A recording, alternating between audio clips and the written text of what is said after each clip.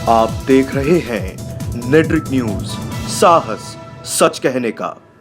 ये बिल्कुल झूठी सरकार है। इससे झूठी सरकार दुनिया में आज तक ना आई है ना आएगी। देश का विनाश हुआ है क्योंकि लोगों के अंदर नफरत फैलाई गई है और नफरत से ही पूरी दुनिया में विनाश होता है।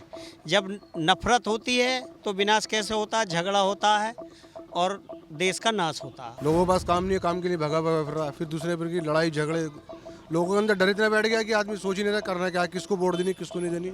आज के टाइम में हिंदू मुस्लिम के अंदर तो बहुत ज़्यादा भेदभाव हो चुका है, बहुत ज़्यादा, थोड़ा बहुत नहीं, बहुत ज़्यादा भेदभाव हो चुका है। क्या क्या देखने को मिलता है? मुझे देखने नहीं क्या मिलता है, बस ये देखने को मिलता है कहीं नारे बजरंगबली के लग रहे हैं, कहीं मुसलमान अपने नारे लगा रहे हैं। सबका काज सबका विकास, कौन सा विकास, कैसा विकास बताओ? अनपढ़ से ये देश नहीं चलेगा और जब अनपढ़ के हाथ में सत्ता है तो देश का विनाश ही होगा। सीधी सी बात है। वो अनपढ़ वाले ही आदमी हैं। काम खोलने के बजाय काम बंद हो गए। हिसाब लगाइए, कैलकुलेशन देखिए, डाटा देखिए कि देश में मोदी के आने के बाद कितनी फैक्ट्रियां, कितने कारोबार बंद हुए। चाहे वो पत्रकार हो, चाहे देश का विकास करने वाला व्यक्ति हो, जो समाज सेवी व्यक्ति हो, चाहे आम आदमी व्यक्ति हो, जिससे भी सरकार को डर लगेगा सरकार उसी को बंद कर देती है। इसका मतलब सरकार डरपोक है। देखिए, देश में लोकसभा चुनाव आने में कुछ ही समय बचा है, जिसके तहत हम आपको हर गली, हर मोहल्ला, कस्बे में ले जाकर लोगों की राय और नज़रिया बता रहे हैं। अभी हम गाजियाबाद में मौजूद हैं। आप मेरे पीछे देख सकते हैं, सभी हमारे मुस्लिम भाई मौजूद हैं। इनसे बातचीत करते हैं आने वाले चुनाव पर इनका क्या मूड है, उनके जो मुद्दे होंगे, किन मुद्दे पर ये वोट देंगे।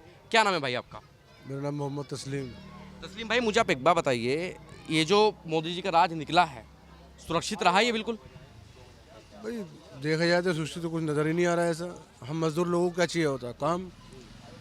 और सबसे ज़्यादा महंगाई इस दौरान पे आ चुकी है कि मजदूर आदमी क्या खाएगा, क्या कमाएगा। अच्छा, आपने महंगाई की बात करी। अगर मैं 2014 से पहले की बात करूँ या अभी की बात करूँ, आप कितना बदलाव मानते हैं? क्या क्या चीज़ें महंगी हो गई हैं? सब चीज़ में महंगाई होगी, किस चीज़ में बदलाव नहीं है? सब चीज़ में महंगाई है, बताइए।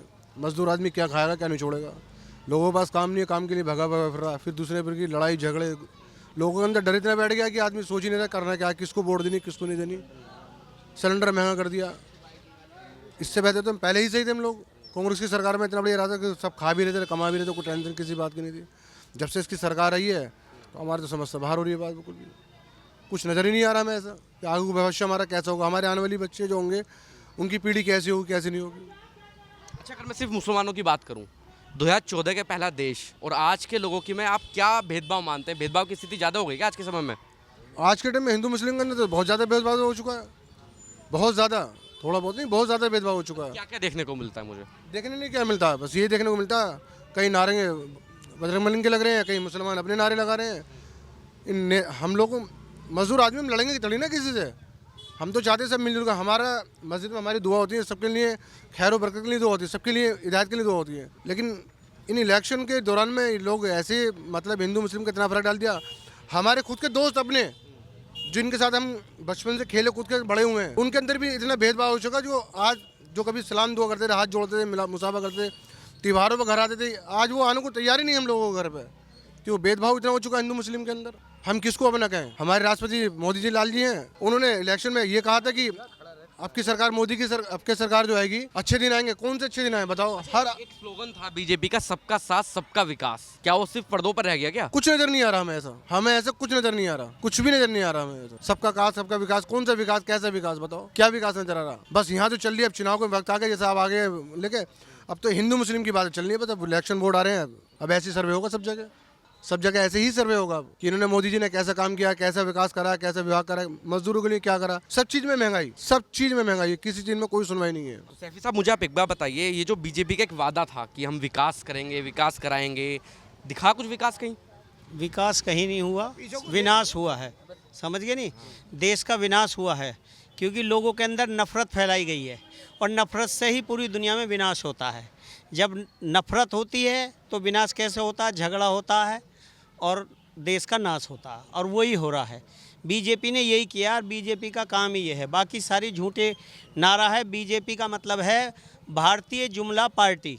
समझे नहीं? वो जुमला छोड़ती है, बाकी कुछ नहीं छोड़ती। समझ गए नहीं? उनके हर बात में जुमला है, बाकी सारी बातें झूठी हैं। समझे नहीं? भाई, मुझे आप एक बात बताइए, जुमले की आपने बात करी, ये जो जुमला है ना, ये आप लोग तो समझ गए, और मुझे ऐसा लगता है कि दूसरा जो तबका है उसमें जो समझदार लोग हैं वो भी समझदार हो गए हैं, लेकिन एक तबका ऐसा है जो मानने को तैयार ही नहीं है कि बीजेपी ने विकास नहीं कराया है। वे लोग अंधभक्त हैं। वो अंधे आंख मीच के वो यकीन कर रहे हैं, समझ गए नहीं। अंधे उन्हें अच्छे बुरे का कोई ज्ञान नहीं है अभी, उनसे देश चलने वाला नहीं है।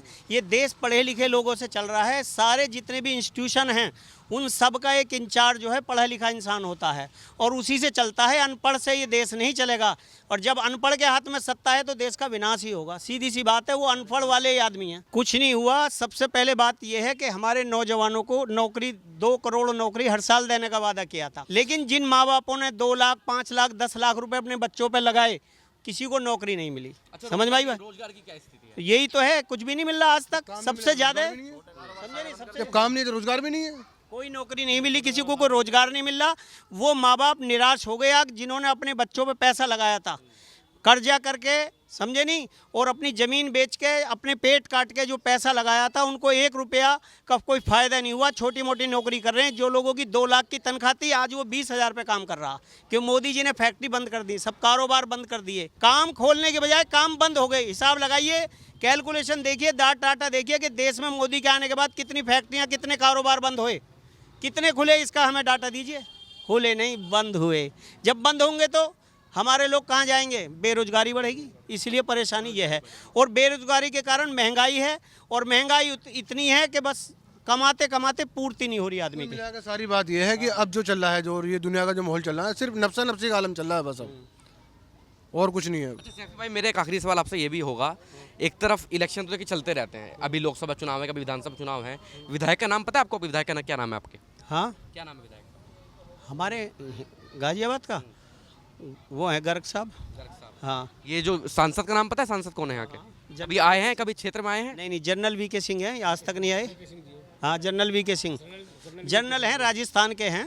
हमारे देश का, हमारे क्षेत्र का दुर्भाग्य ये है कि हमारे गाजियाबाद शहर के अंदर बहुत सारे काबिल लोग, इंटेलेक्चुअल लोग और राजनीतिक लोग मौजूद हैं, लेकिन भारतीय जनता पार्टी बाहर से ढूंढ के प्रत्याशी लाती है और उन्हें यहाँ जिता देती है। प्रत्याशी जनता के बीच में नहीं आते। वो क्यों आएंगे? और राजस्थान के रहने वाले हैं, वो चक्कर राजस्थान का लगाते रहते हैं, और समझे नहीं, राजनीतिक रैलियों में जाते रहते हैं, तो जनता से मिलने का समय ही नहीं मिलता। मेरा एक सवाल आपसे ये भी होगा, देखिए 2 तबका होता है, एक हिंदू और एक मुस्लिम।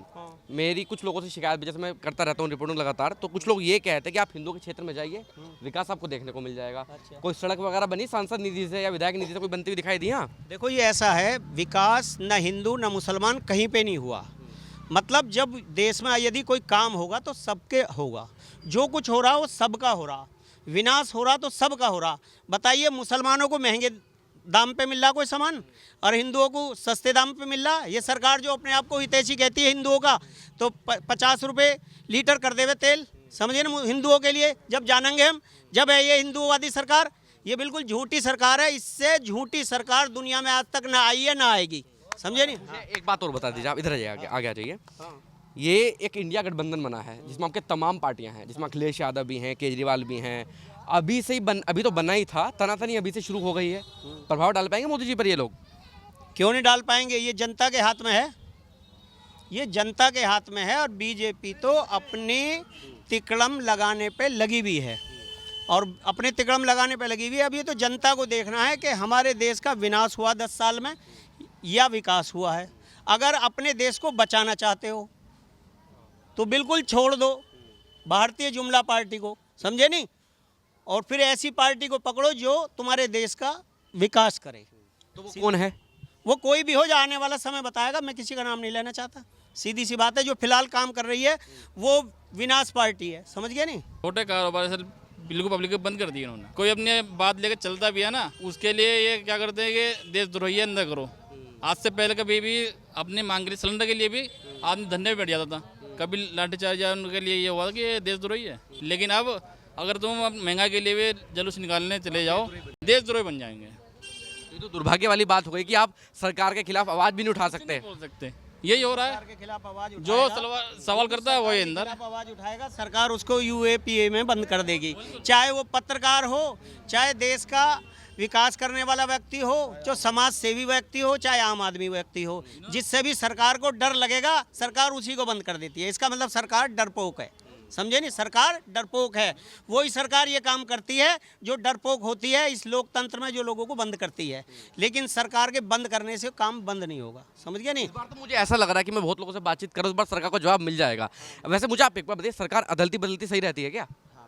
अगर सरकार हर 5 साल में बदलती रहे तो नेताओं के दिमाग ठिकाने पे रहेंगे?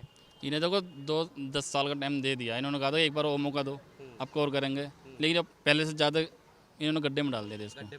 अच्छा, इन्होंने एक वादा ये भी किया था, गड्ढा मुक्त उत्तर प्रदेश। उत्तर प्रदेश में आए कभी है? इन गलियों में घुस के देखो, ये जहाँ जाते हैं सिर्फ वहाँ जाते हैं जब स्टैंडर्ड कॉलोनी बना रखी है ना उस रोड पे, वहीं झाड़ू भी लग जाएगी आपकी। इन एरिया में घुस के देखो ना, नालियाँ कितनी गंदी रहती हैं। ये नालियों में कभी काम हुआ है आज तक? कभी भी। मैं खुद नगर निगम में हूँ, लेकिन यहाँ पे कभी नाली साफ़ होते उन्होंने नहीं देखी। ईद पे एक बार 3 दिन के वो लग जाता है कि हाँ 3 दिन सफाई हो जाएगी बस, और कुछ नहीं।